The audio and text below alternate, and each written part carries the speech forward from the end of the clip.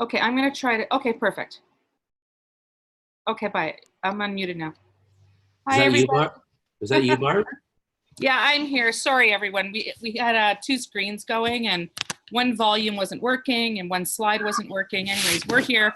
We are here. Yeah, the new update on Zoom has two screens going on, if anyone's wondering. Yeah, it's really strange, but we can just have the screen like this. Everybody can see the slide, I think. Yeah. Jane, Okay. go ahead. Good morning, everybody. Thanks for joining us. We're talking about multiple offers today. Barb, I know you wanted to do a quick preamble before we jump in, so I'll hand it over to you. Hello, everybody. Welcome. And just wanted to start off by saying, and I think Mike will probably want to touch on this as well. I think that it's really scary for buyers when we use certain words like bidding war. People go into it already with a feeling like it just creates a negative feeling. So I think we need to avoid certain words that get our clients worked up or get our clients thinking, oh, I'm not competing. I'm not doing that. I'm not getting involved in that. So I think the message that we need to send to everybody right now is that, you know, if you like a house, let's go in, let's give our best shot and see if we get it. You're not competing. You're only really competing. And I've heard Mike say this before, you know, all these agents say, oh, there's 30 offers. You're not competing with 30. You're competing with the top 3, the top 5 usually. So, you know, agents aren't going to send 30 offers back. A lot of the time when there's tons of offers like that, there'll be a whole bunch of offers that are around asking price. There'll be a whole bunch that are just over. And then there's always like the cream of the crop. They come in much higher. So I think it's our dialogue. And I think that we can touch on that today and how to calm your clients down in this kind of a market. Because at the end of the day, if they want the house, you know, prepare them. Say, listen, we might have to do this a couple of times. I want you to get used to the process. And just try to take it a step back because all the newspapers are like hyping the market. And it's just becoming like, you know, something that people are really worried about. So sellers aren't worried, but buyers are a little bit worried. So as agents, it's our job to calm them down. Mike, do you want to touch on that?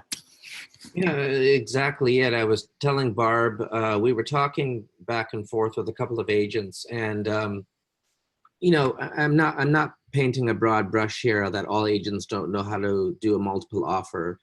Getting away from the language of bidding war, what I usually say to my clients when we're entering it is I pre-qualify them, not by finances, but by conversation. First of all, I'll say, don't use the word bidding war. That's my job. It's a multiple offer. And I've pre-qualified you. I've gone through what we need to go through. So we have a good starting base to go into this multiple offer.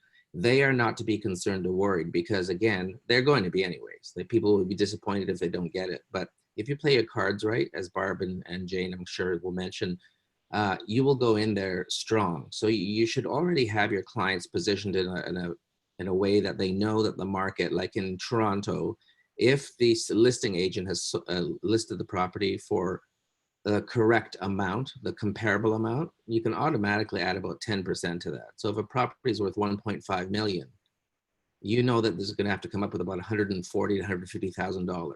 You need to make sure that your clients know that. That information we can talk about individually and how you do comps and how you do the additions to it. But I take the warring word out. I try to take the worry out. And I also, there's offers that I've had agents on my team that have said, Mike, I've done 5 offers with agents and multiple offers and we've lost them all.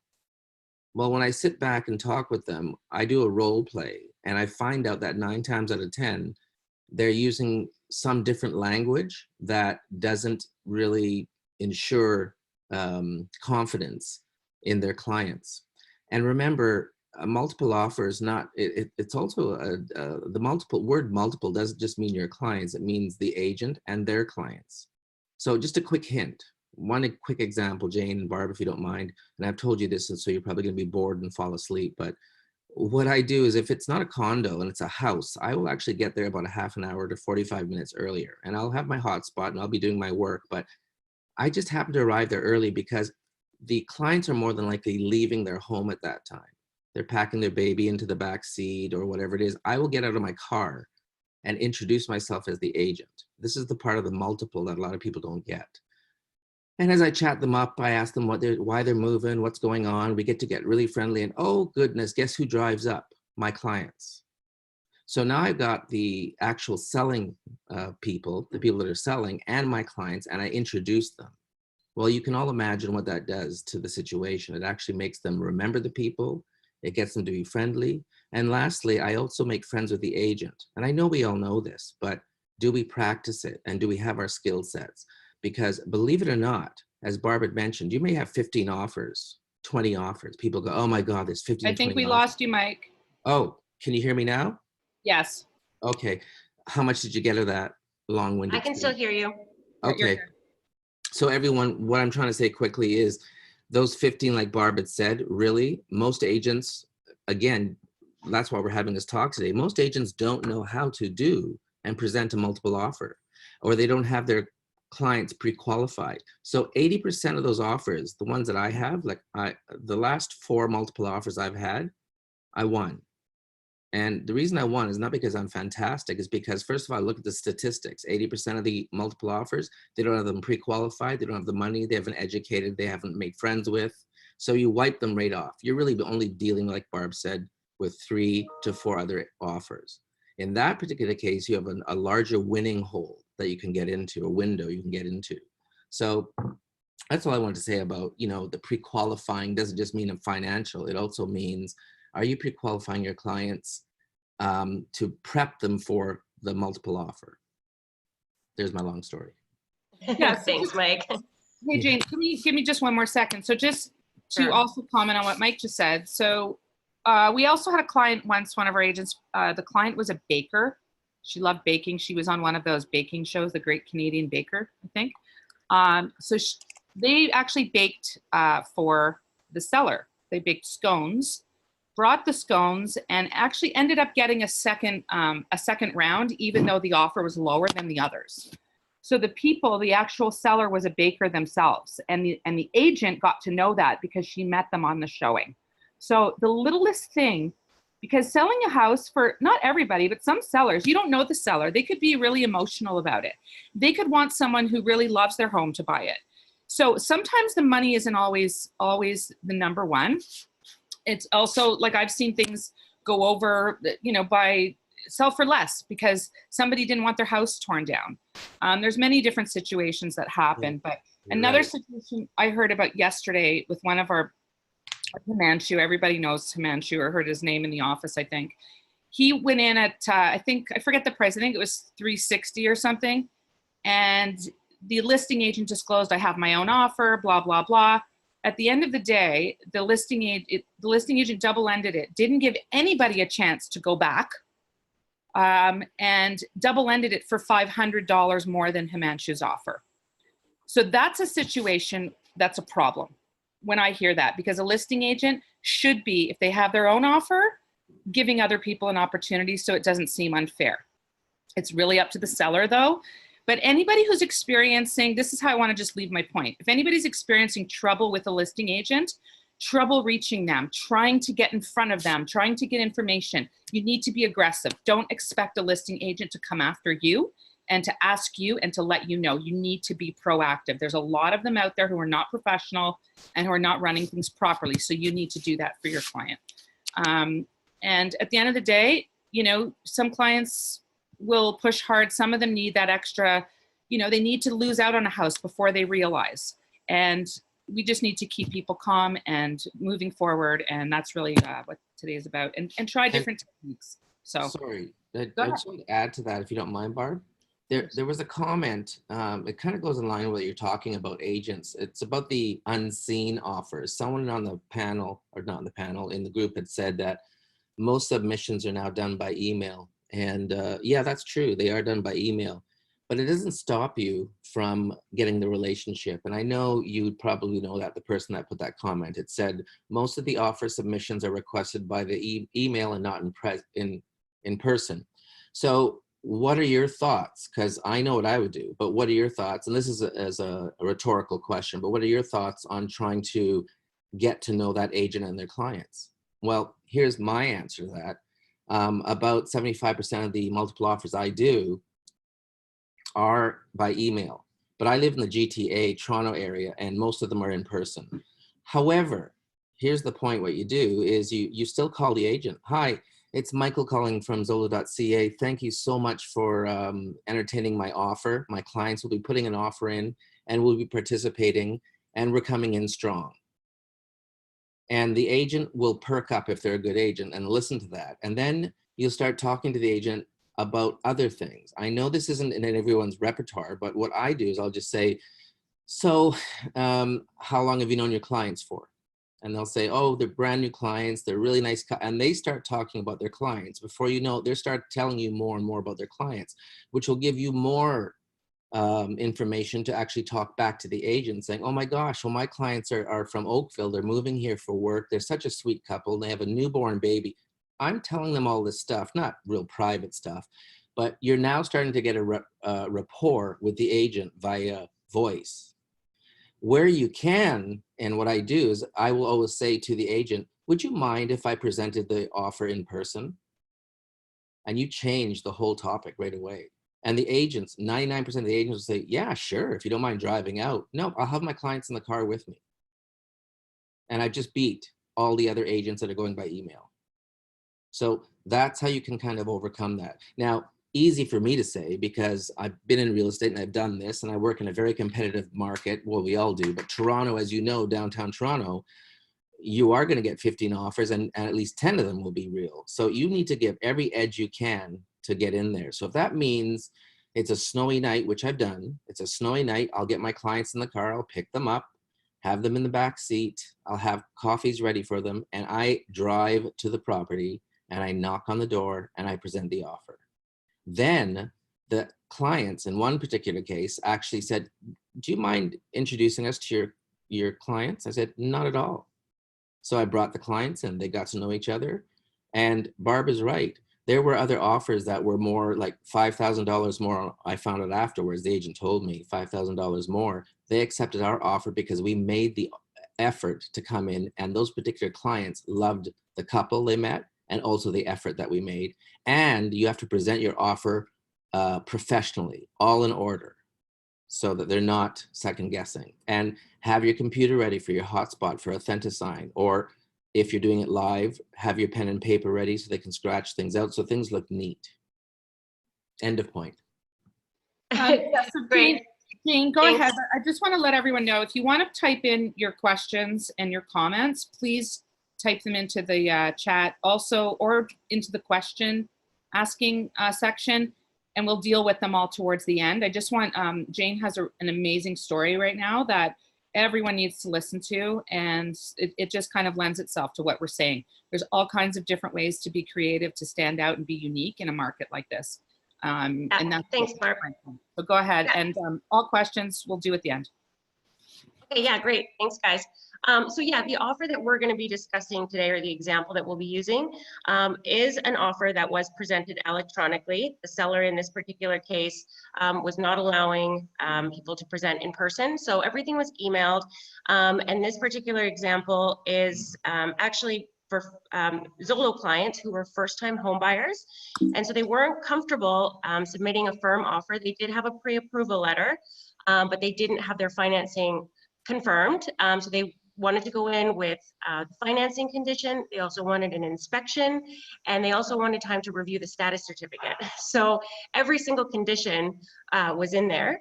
And they also, the list price, I believe, was $499, and they were going in at $520. So it wasn't, you know, going to be the highest offer.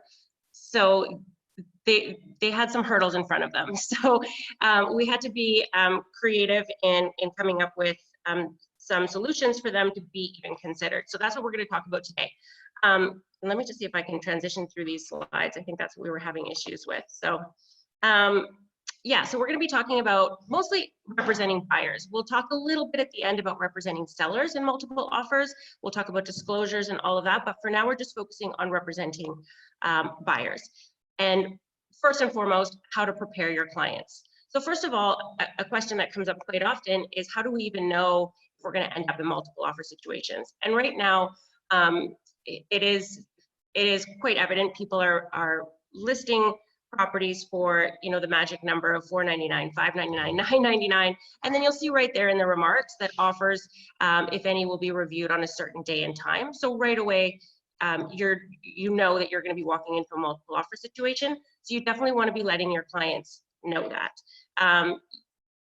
There are some times that you'll see this, which is not my favorite thing, where a listing agent will say offers are being presented on such a date and time, but that the seller reserves the right to entertain preemptive offers. I don't know why they don't just say offers anytime in this case, but you'll see that sometimes. So either way, you definitely want to be getting your clients out to the property as soon as possible, and you want to be preparing them. Right now, if you have a conversation that looks like this between you and your client, you really want to take the opportunity to explain multiple offer situations, because I think a lot of clients right now, if they're not aware of how busy the market is, they're going to ask to see a property, and if it's priced at their max budget and that particular listing agent is delaying offers until Monday, you know it's going to go for more, right? So you want to be telling your clients to expect it to go for more. So if they're looking at something that's already priced at their max budget, it's not going to work for them. It's going to go for much more. So Mike was mentioning earlier about the term bidding wars. I agree. I try to stay away from that. It sounds aggressive, but it is the term that a lot of buyers are familiar with. So if you have a buyer tell you that they're not comfortable with a bidding war, they don't really want to compete, acknowledge that. It can be stressful for sure, but reassure them, let them know that you're a professional, you've done this many times, and even if you haven't, you have a growth manager just a phone call away who has done it many times. So put them at ease and then explain the process. So some of the things you want to be asking is whether or not they've been pre-approved. If they have a pre-approval letter or if they have a commitment from their lender. So make sure that they have that in place. So, I mean, obviously you want to be telling your clients to go in without any conditions if possible, but that's not always possible. And it wasn't possible in the example that we're going to be talking about today.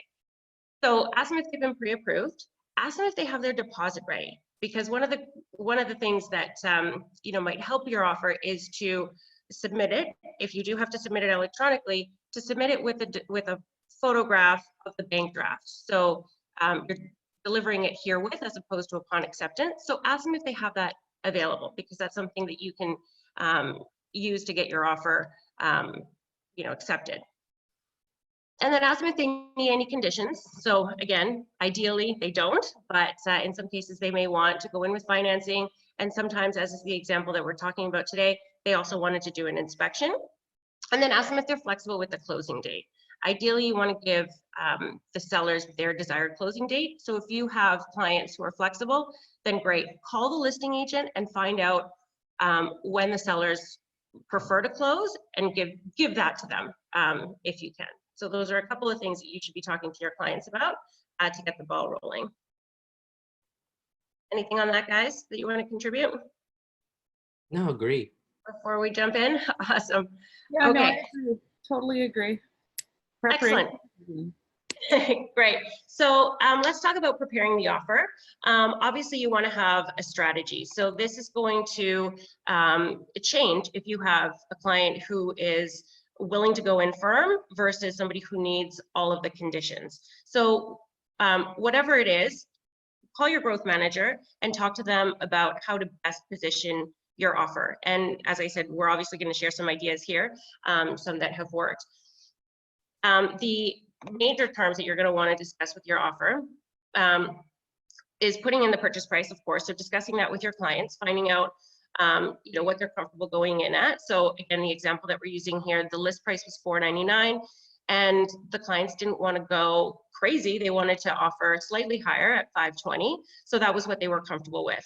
The closing date, you know, the seller disclosed that they wanted a closing date in June, so that was no problem. And then, as I said, you know, in this particular example, they had all the conditions. So financing, inspection, as well as data certificate. So, you know, we were going in with probably not the strongest offer. But in talking about purchase price, how do you suggest the right number? One of the things I like to remind everybody is that the Zillow app has that feature. If you go to your Zillow app or onto the website, if you look up that property that is listed, You can scroll down to what is, I think they just changed the wording on it. It's just looking it up now. I think it says home value. It used to say market stats, but anyway, it gives you an estimate of the approximate value. So use that as a tool. I have done comparables manually, and I've found that this actually can be quite accurate. So use that to your advantage. Even if you're in the middle of a showing and they ask you, what do you think this is going to go for? And you haven't done the comparables yet, pull up the Zillow app and use this tool. It'll give you an approximate value of whatever it is that you're showing. But of course, you do want to go ahead and do those comparables manually. So you want to be, again, if you don't know how to do this, reach out to your growth manager, but you want to be logging into Treb, pulling up similar properties that have recently sold so that you can give your clients a good indication or a good price range, right? So if the property is listed for $9.99 and you're looking at recently sold properties and they're selling for 1.3, 1.4, let them know that, right? So that they're prepared. And then they can decide whether or not they want to move forward. If they are going to move forward without conditions, this is a form that I like to remind people of. There are a couple of ways of doing this. You can prepare the offer and then have conditions in your Schedule A, so financing, inspection, whatever it is, and you can cross it out, have them initial it. You can also use this form 127, so that they basically initial that they are aware that they are going in without these conditions in place. So this just covers you so that later on, if there's any dispute, you can show that you did inform them, but they were prepared to go in without conditions. So Can I just pop in for a sec? What's that? Can I just pop in for a sec here? Absolutely.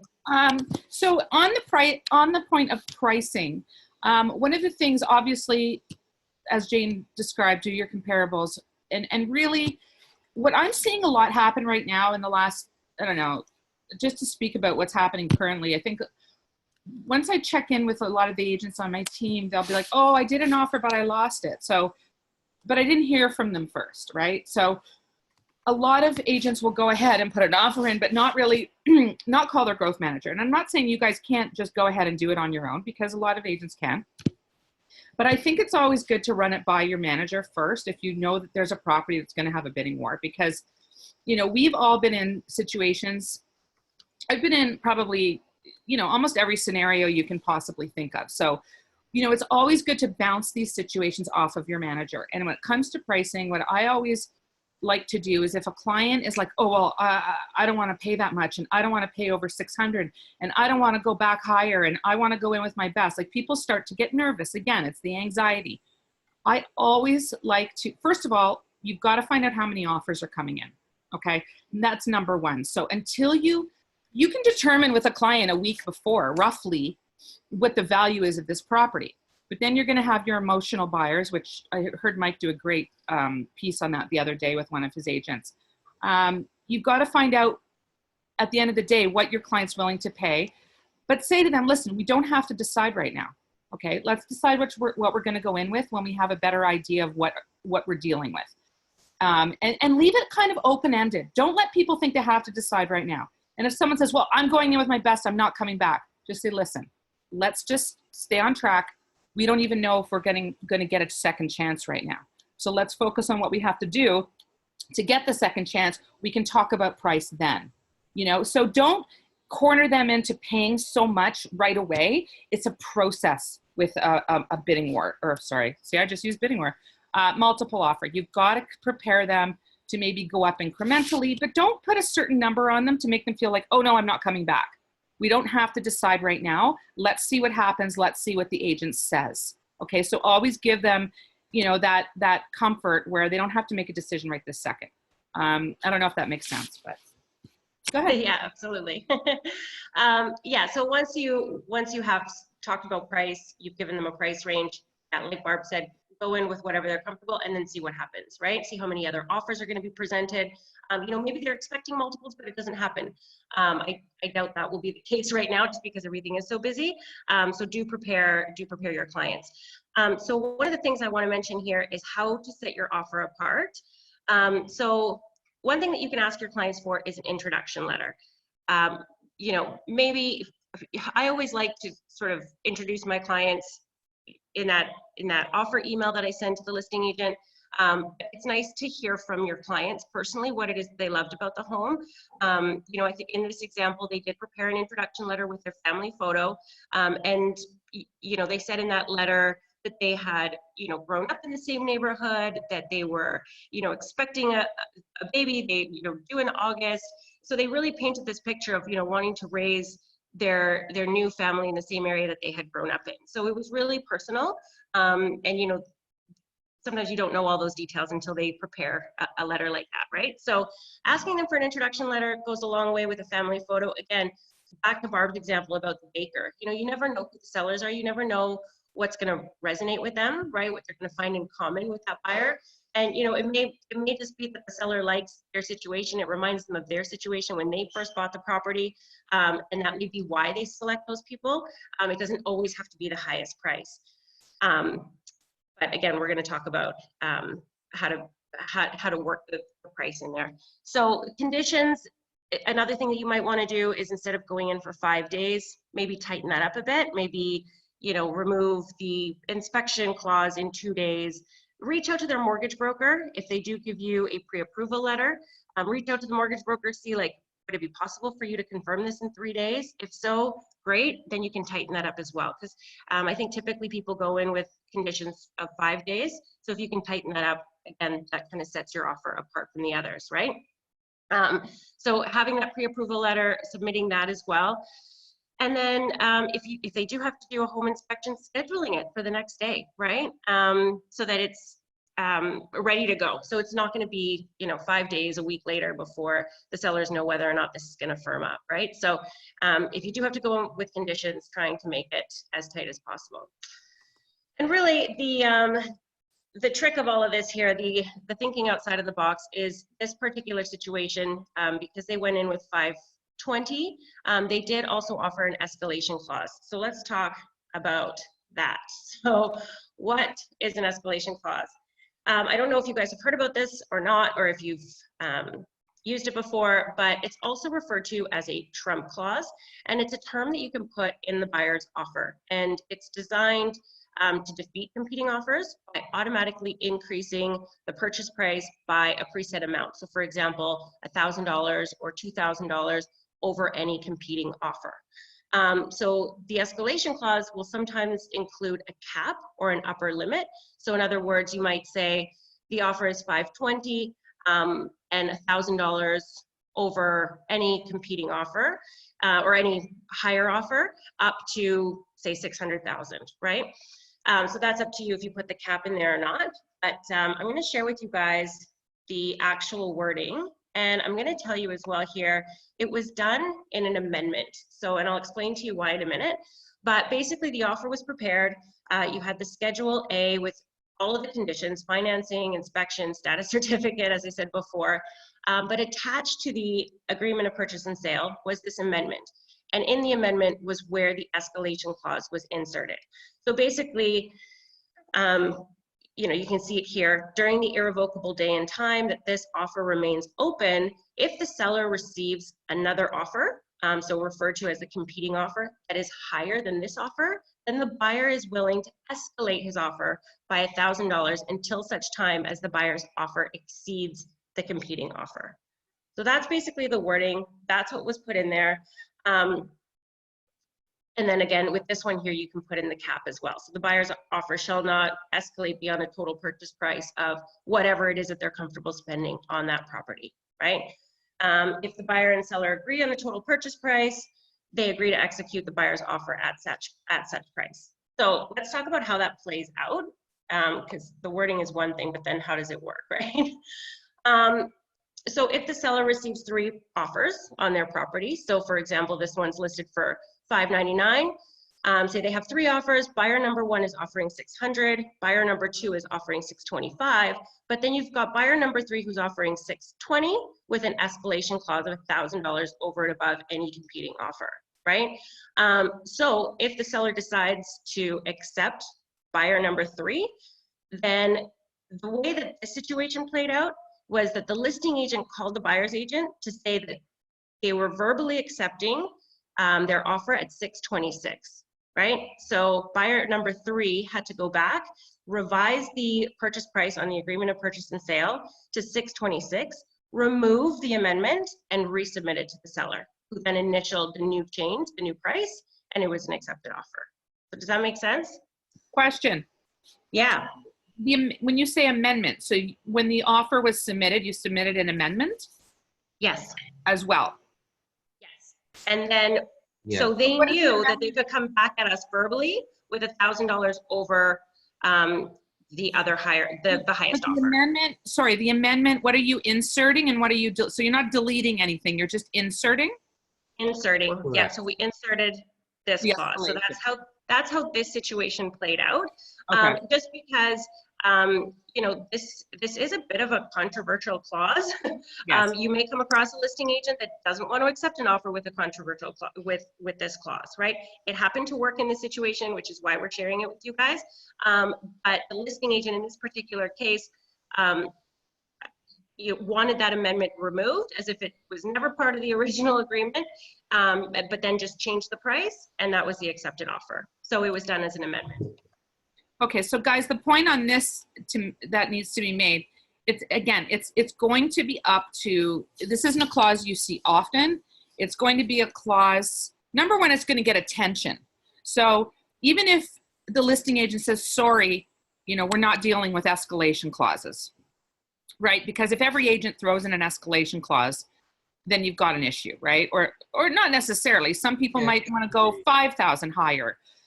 But it's really ultimately up to the seller if they want to accept these types of offers. And again, I would assume in this situation, I understand they didn't want the amendment, but as far as disclosure, Mike, I mean, in terms of disclosing that there's an escalation clause, does that have to be disclosed? Yeah, I'm dying to get into some of these questions here, but I know we've got to go through because I'm just dying to answer some of them. I know, I love the questions. Because there's an answer to every single one of those, you guys. I've got them. We may not be able to answer them all here, but well, I think we should go through the slides a little quicker and then deal with more like real questions. Yeah.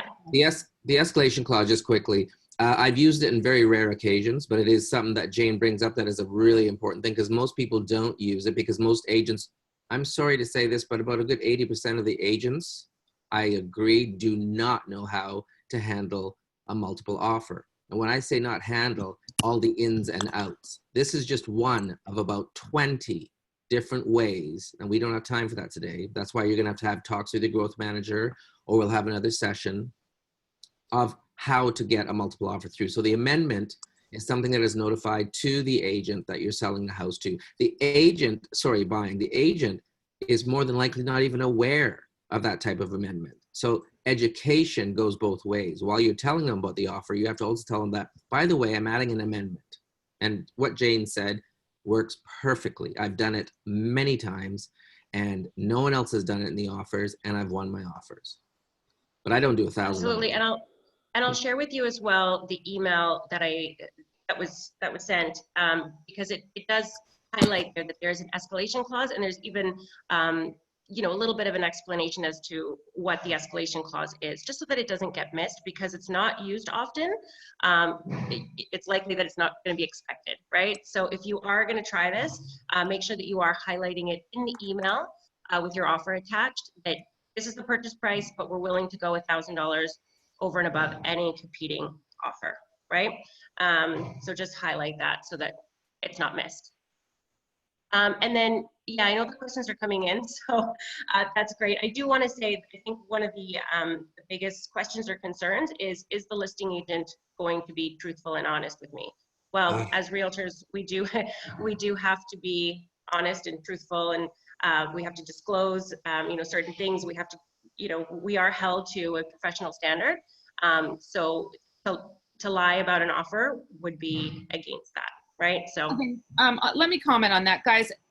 You know, we always hear these negative, I mean, there's a lot of negative stuff when it comes to these situations. And we often only hear about, the reason we're sharing this story today is because there are ways to go about this and there's ways to avoid having a negative experience. The one thing I wanted to stress that I forgot to say earlier, when you're stressed about a multiple offer and the agent's being difficult, they won't call you back. They won't give you any information. I hear this every day. It's happened to me. It's happened to the best of us, okay? The bottom line is you may be frustrated. You might be dealing with this over here with your growth manager, like, oh, look what's happening. The agent's not calling me, you know, blah, blah, blah, blah, blah. Your client can't feel any of that. Your client has to know that you are 100% in control. So don't ever go back to your clients. And this is, and I know I sound like I'm yelling at everybody. Don't ever go back to your client and express your frustration with the listing agent or the seller. And if your client gets emotionally upset, because people do, oh, da, da, da, da, they're being this, and this isn't fair. Say, listen, I'm here. I'm the one who's, you know, dealing with them. I understand it's frustrating. You know, let me get to the bottom of it. Don't ever express that the other side is doing something they shouldn't be doing. And if your client feels that way, say, you know what? Let's talk about this after the fact. If there's something that we have to deal with, I've got your back. Calm people down. It's really, really important. And you never know if someone's lying to you. But you have to go into every offer situation. If an agent says, oh, I think I'm going to get 10 offers. Oh, I'm going to get like 1 million offers. So come in strong. Assume they're telling you the truth, because you need to go to your client and say, listen, you have to assume there's more than one offer. If they're lying to you, that's on them. And at the end of the day, if you do find out they're lying, there's recourse for that you can talk about later. But right now, like, let's just focus on, I think, on the positive side of this and how to avoid these situations. But if there is a negative thing that happens, you should be on the phone with your growth manager, not sharing your frustrations with your clients. Go ahead.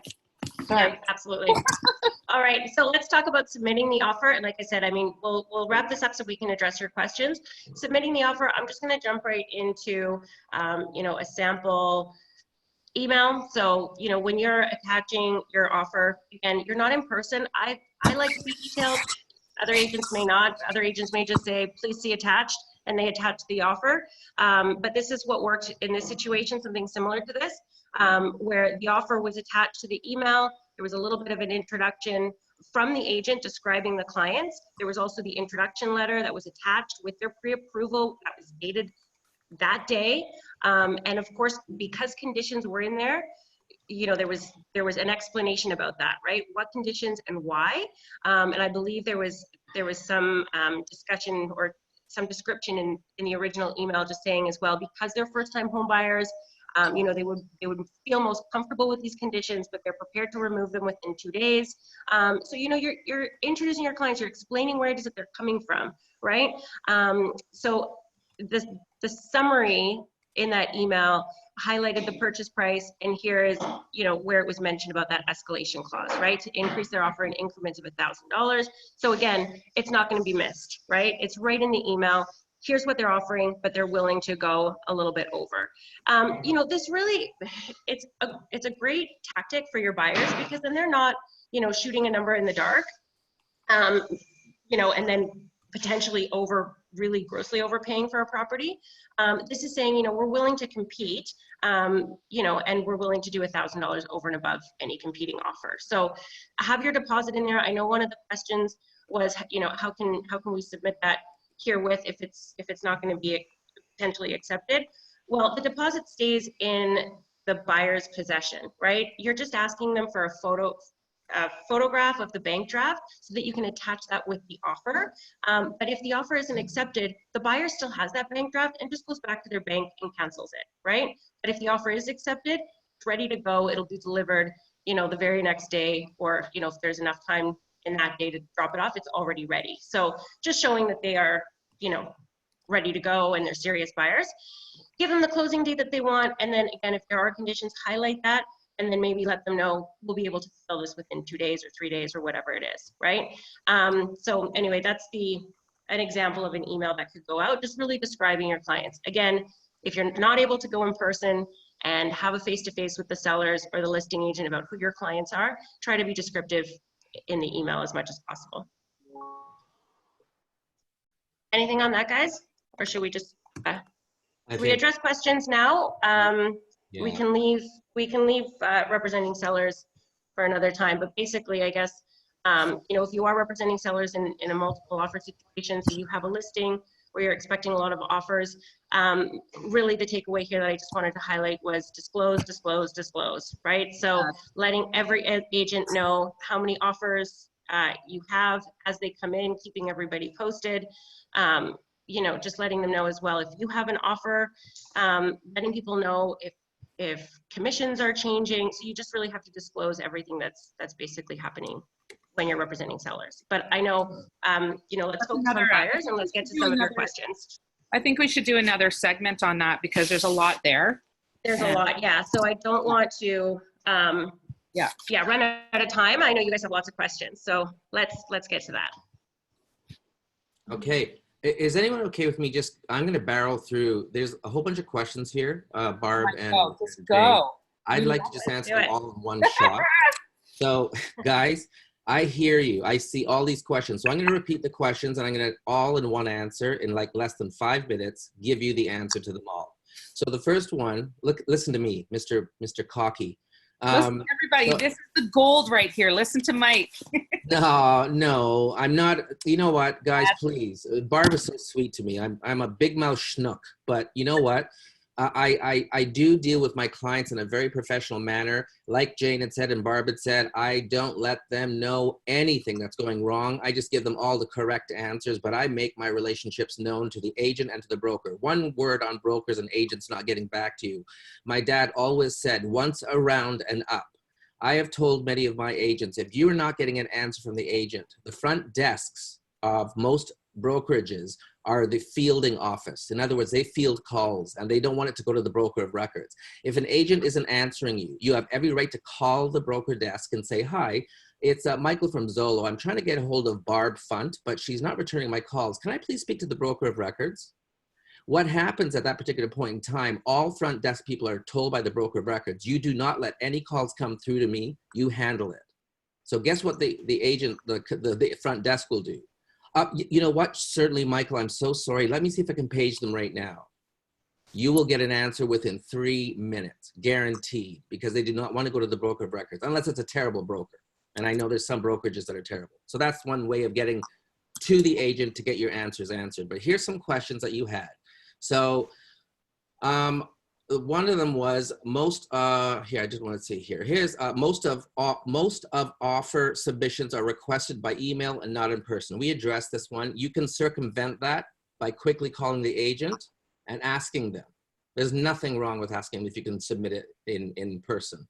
If you can't, there's ways around it through email. And we've already talked a bit about that. And are these offers? Yeah. Oh, sorry. Are these offers firm or conditional? A lot of agents are saying the sellers aren't open to any conditional offers. Well, first of all, it's illegal for you to say to your client, you may not know this, but it's illegal for you to say to them, remove all offers. You can only suggest to them saying, look, guys, in multiple offering, most people want to see what's called a clean offer. A clean offer means there are no conditions. My suggestion to you, Mr. Client, is to remove the conditions, as long as they are already pre-approved and got a pre-approval letter. And also, most people, like when I'm listing a home or a condo, I've already ordered the status certificate for the buying people or the home inspection. Those you should be asking the agent ahead of time. So you should be calling the agent saying, hi, I'm really interested in you know, putting an offer on your property. Do you have the home inspection report ready by any chance?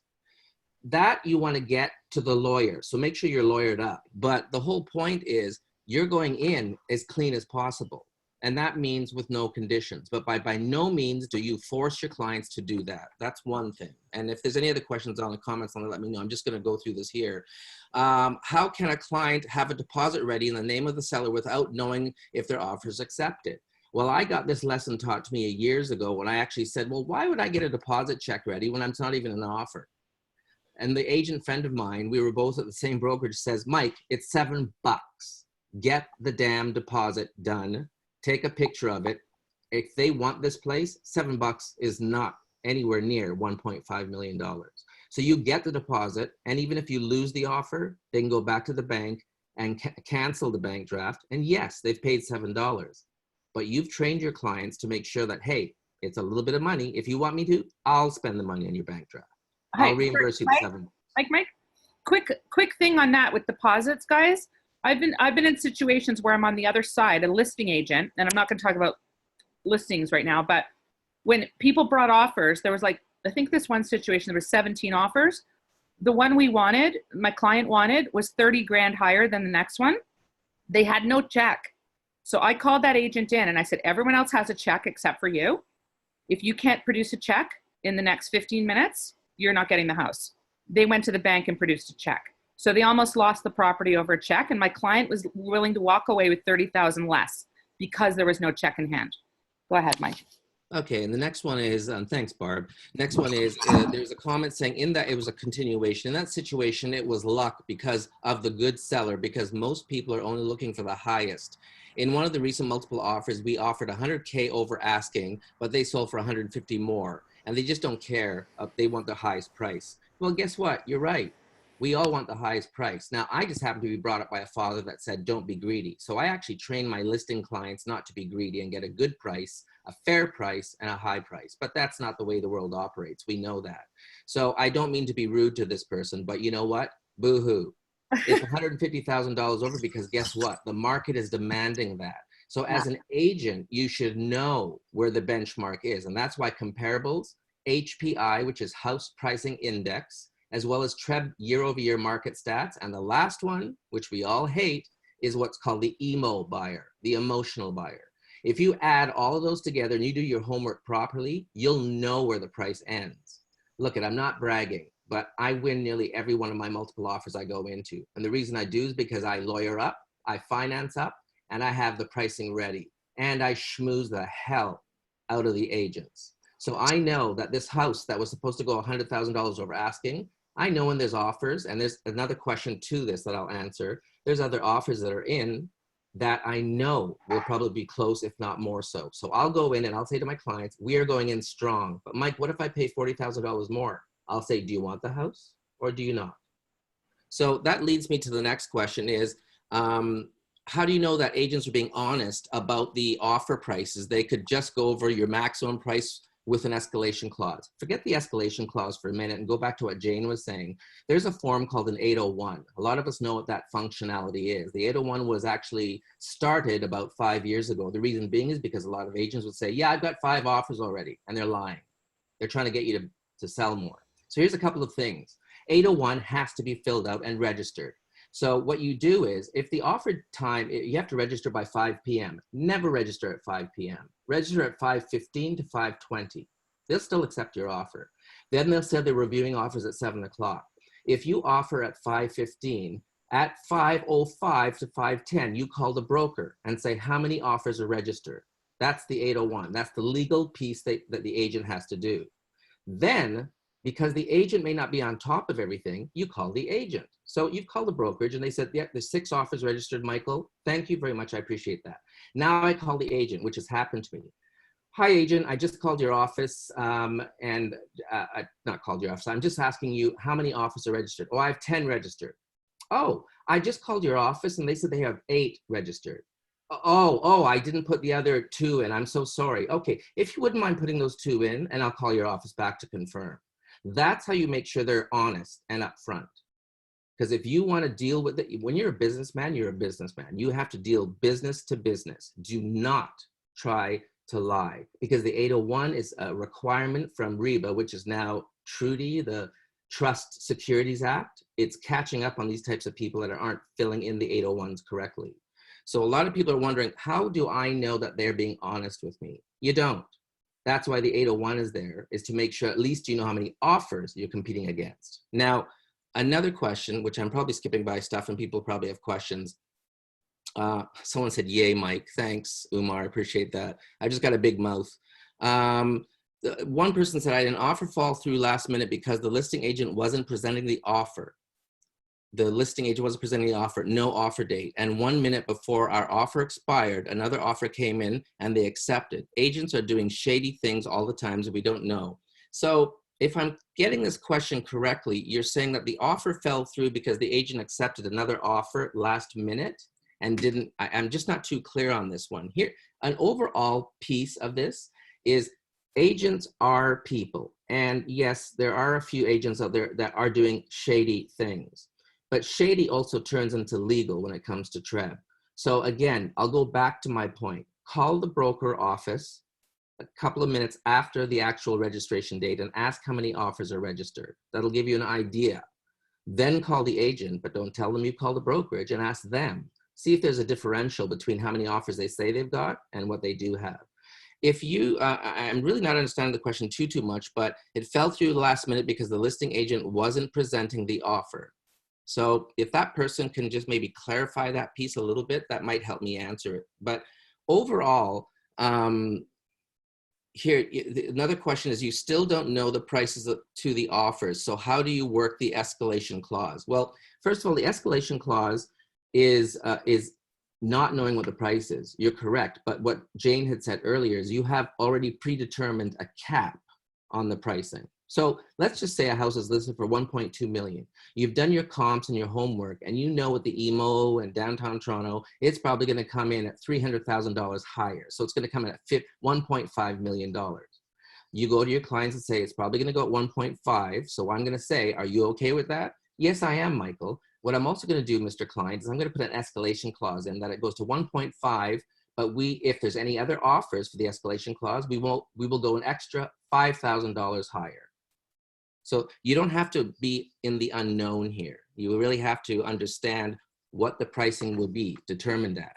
And again, don't lock anyone in. You lock your price in yourself. So you're not going over that price. But guys, one of the biggest things that I said to everybody is really have to know how to price your property so you know what you're going in for. Question just came in. I don't know if Jane or Barb, you want to, or do you want me to read it out? No, I just wanted to say one thing about pricing. I think a lot of inexperienced agents or newer agents are not preparing their clients right from the start. Like a lot of the ones that we lose out on are people who are, the main thing to look right from the start is the listing price.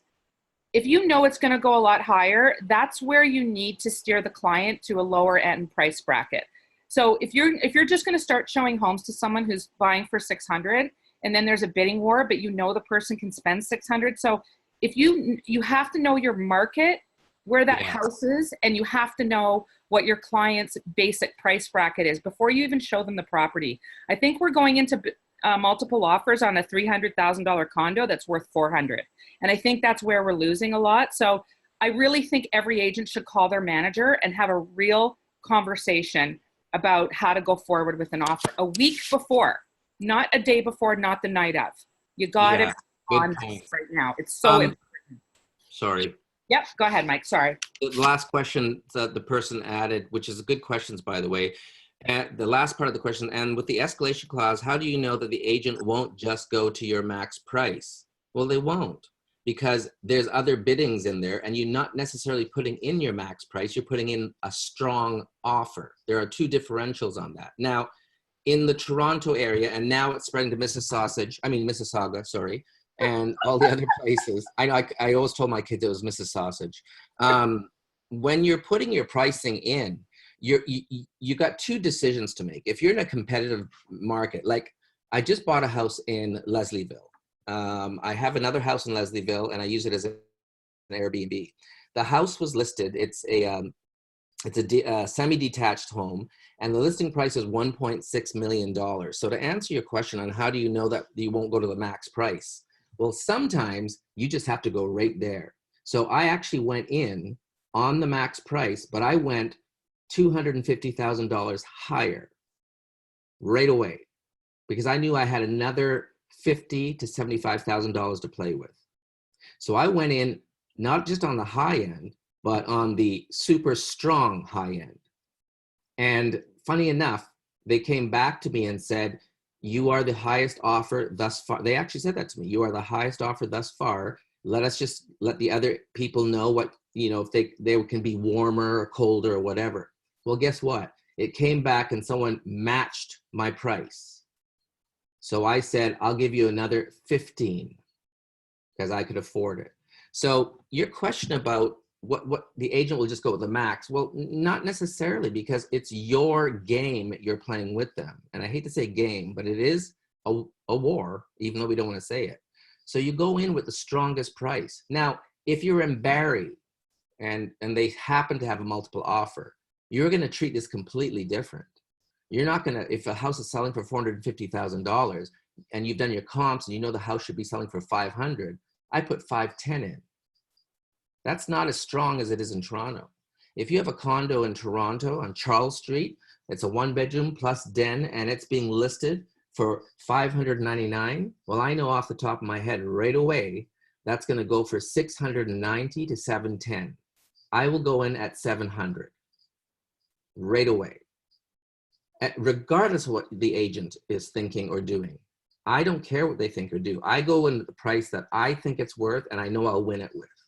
But I also don't want to, and I know Jane and Barb are probably going to say this, you got to be very careful when you've got these types of clients that have that unlimited money of sorts, which is very rare, that you don't go too over, because guess what? The bank appraisal will come in, and you've got to be careful and tell your clients that, look, if we go high, you'll get your home, but the bank will appraise it lower, and you may owe another additional 20 grand or 30 grand on top of it.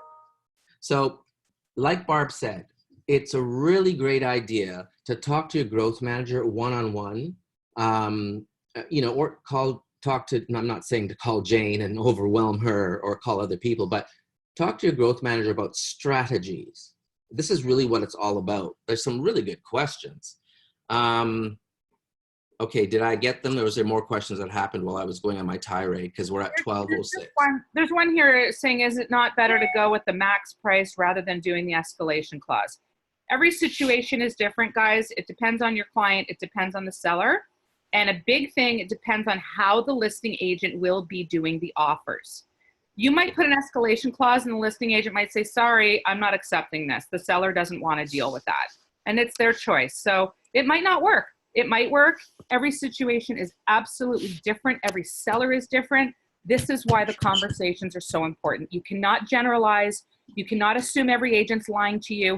If you go in negative, you're going to create a negative vibe with your client. Your positivity comes first. You set the stage for your clients. It's really, really important. Guys, just to wrap from my end up is that, you know what? Seems like I know it all. Seems like I'm very confident. Seems like this guy probably wins a lot of wars. No, I lose a few as well. But there are, like Barb had said, you have to go in thinking that everyone is going in on a fair level, fair playing level. But then red flags will pop up and you'll get to know them. The more multiple offers you do, the more offers you do, the more listings you do, the better you get at understanding. So when you're beginning, don't beat yourself up. You're beginning because there are not failures, but there are learnings when you don't get something. And those learnings, that's why I'm a big mouth. Guess what? I've gone through my 7 years, I think I've gone through about 60 multiple offers. 60. I only started learning in the 15th offer of what people were doing. But I also did something else, and this is the last point. I actually joined real estate about 7 years ago, and my best friend also joined, and we both had the same circle of clients, which I hated. But of course, we worked together at Forest Hill, and we quickly became the top sellers. Reason being is because we were both different people. I have a big mouth, he doesn't. But what we did was we shadowed each other. So I would go to him on his showings and his listings, and he would do the same with me, and we give each other feedback. So if you've got people within your team that you know, partner up with them, give them feedback, learn from them, and they learn from you. And that's how I learned about multiple offers. Whenever a multiple offer comes up, I look at it as a challenge, but I have to super educate my clients so that they're not disappointed, because that's one thing you're gonna have to deal with. If you don't super educate, they will get disheartened, and that's when you can lose them as a client. And believe it or not, even though the market is tight, 2020, there are tons of agents that are still winning the bidding wars. Why? Because they're doing exactly what you're doing. They're listening to some other people that have gone through things. We're not experts, but we all listen to each other and learn from each other. End. Awesome. Absolutely. Well, thank you so much to both of you, Mike and Barb, for joining me today. Yeah, just in quick summary, multiple offers, call the listing agent, be friends with the listing agent, prepare your clients, know what they can spend, so you're not overwhelming them. Try the escalation clause. If you feel comfortable with it, talk to your growth manager, and good luck out there. I mean, if you're in a multiple offer situation, it's good to think outside of the box, especially when you have clients who don't want to or can't go in firm. So this is just one idea. Every situation is different. So please reach out to your growth managers for guidance. Jane, one more thing. Everybody who's still here, if your client misses out, The client retention portion is also really important. So the more positive you are, let people know, you know what, if it's not this one, we'll get you another one. These things happen. Let's prepare you better. But if you're losing 3, 4, 5 offers with a client, you need to be talking to your manager from the beginning. Maybe it's a price issue. Maybe you're not going to have that extra 5, 10,000. You might have to lower your price bracket a bit. Talk to us about client retention in this type of market. We're here for you. Yeah. Awesome. Thanks so much, you guys. Okay, bye. Bye, everybody. Have a great week. I expect lots of calls. Yeah. Awesome. Have a great day, everybody. Thank you, Barb. Thank you, Jane. Thank you, everyone on the line. Appreciate it. Bye, everybody. Bye.